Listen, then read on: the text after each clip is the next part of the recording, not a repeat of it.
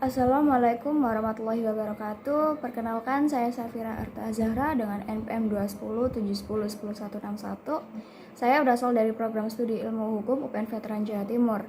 Dan di sini saya akan membawakan isu mengenai pelecehan seksual di kawasan kampus atau universitas, di mana ini saya angkat menjadi topik sebagai tugas akhir citizen mata kuliah kewarganegaraan kelas G133 di UPN Veteran Jawa Timur. Pelecehan atau kekerasan seksual merupakan sebuah tindakan atau perilaku yang dianggap sebagai kejahatan kesusilaan di masyarakat, di mana orang-orang yang menjadi korban biasanya berasal dari kalangan perempuan atau anak-anak di bawah umur. Tetapi itu tidak menutup kemungkinan bahwa ada pula korban yang berasal dari kalangan laki-laki.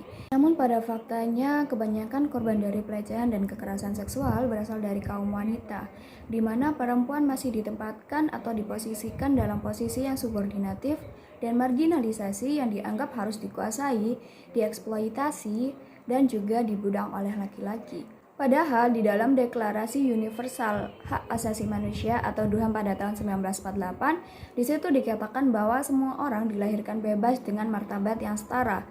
Dalam hal tersebut dapat ditafsirkan atau disimpulkan bahwa perempuan memiliki hak yang sama dengan laki-laki. Maka pandangan mengenai perempuan yang harus dibudak oleh laki-laki atau perempuan yang harus berada di bawah laki-laki itu harus segera untuk diberantas atau dihapus. Penyebab dari terjadinya sexual harassment atau pelecehan seksual ini tak lain adalah merasa ingin tahu, kemudian ada ketidaktahuan, lalu ada hawa nafsu, dan juga yang terakhir ada keadaan atau kondisi.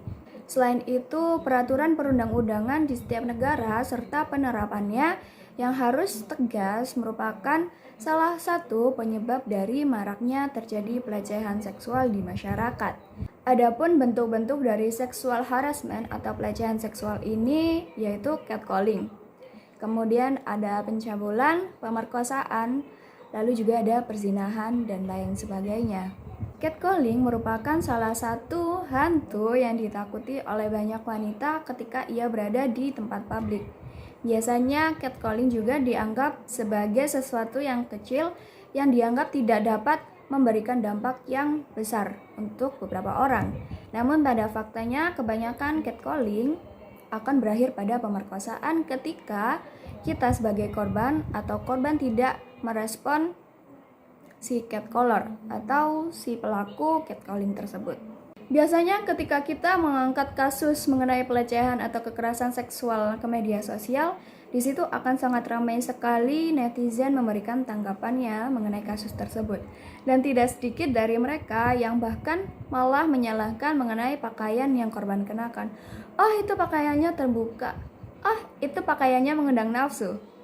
Padahal pakaian yang kita kenakan merupakan salah satu cara untuk seseorang dapat meningkatkan rasa percaya diri mereka.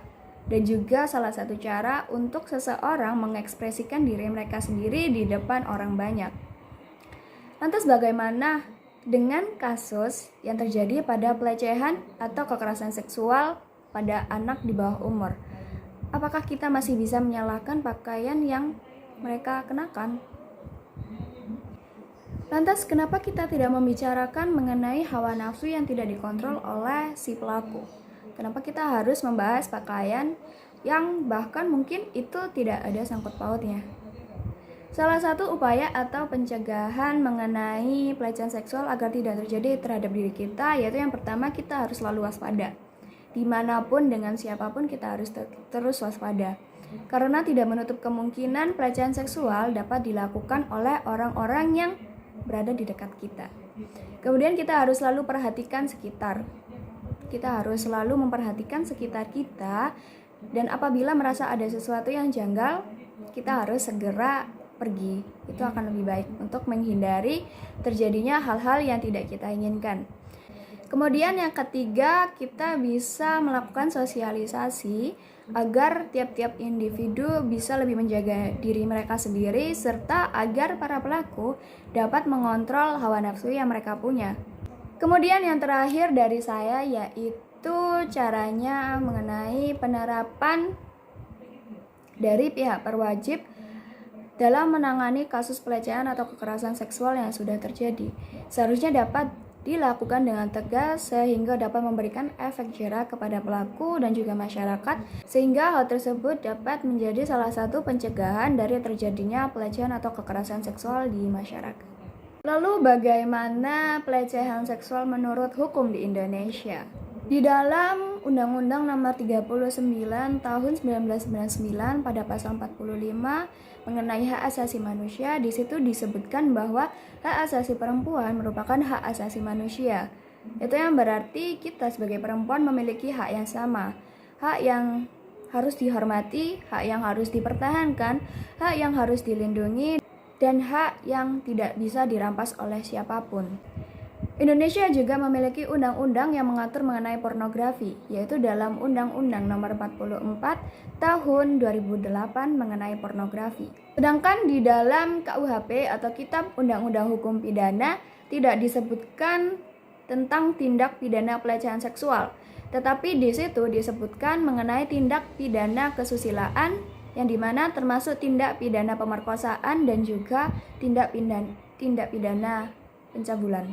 Karena dianggap belum dapat menyelesaikan permasalahan secara khusus dalam KUHP, Indonesia kemudian memunculkan undang-undang baru yang di dalamnya mengatur secara khusus perihal kekerasan seksual, yaitu Undang-Undang Nomor 23 Tahun 2004 tentang kekerasan seksual dalam rumah tangga. Di dalamnya disebutkan banyak sekali peraturan tentang kekerasan atau pelecehan seksual.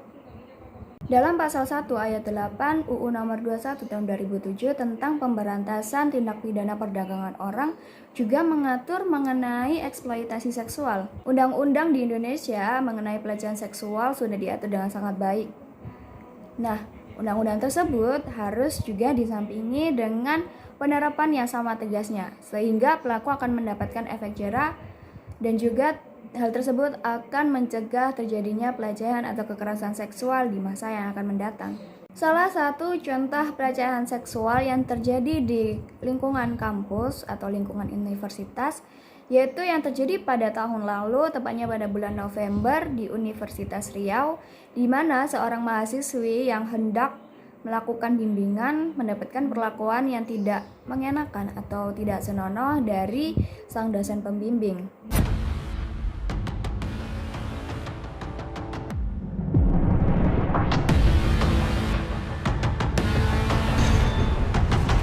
Menurut versi video itu, saya melakukan pelecehan seksual. Demi Allah, demi Rasulullah, saya berani bersumpah muamalah kalau seandainya saya melakukan itu.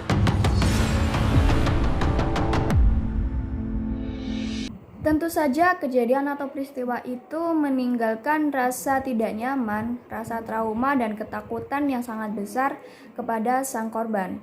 Sehingga sang korban melaporkan kejadian tersebut kepada pihak fakultas dan juga rektor Universitas Riau, namun tidak mendapatkan respon yang baik. Hingga kemudian korban melaporkan peristiwa tersebut ke Polresta Pekanbaru. Namun pada akhirnya pelaku atau Syafri Harto yang tidak lain merupakan dosen pembimbing di Universitas Riau ini divonis bebas dianggap karena kurangnya bukti. Namun hasil tersebut atau keputusan tersebut mendapat respon marah dari pihak netizen, masyarakat, dan juga banyak mahasiswi di Indonesia. Final statement dari saya yaitu kita harus waspada dimanapun kita berada, karena tidak menutup kemungkinan pelecehan seksual dapat terjadi dimanapun, kapanpun, dan oleh siapapun. Bahkan oleh orang-orang terdekat kita pun dapat terjadi. Selain itu, kita juga harus memperhatikan sekitar kita harus memperhatikan diri kita, dan kita harus pintar-pintar menjaga diri. Lalu, penerapan yang tegas dari pihak berwajib berdasarkan undang-undang yang berlaku pun harus segera dilaksanakan dengan tegas dan sebaik-baiknya, sehingga hal tersebut dapat mencegah pelecehan seksual atau kekerasan seksual di masa mendatang. Sekian dari saya ucapkan wassalamualaikum warahmatullahi wabarakatuh. Terima kasih.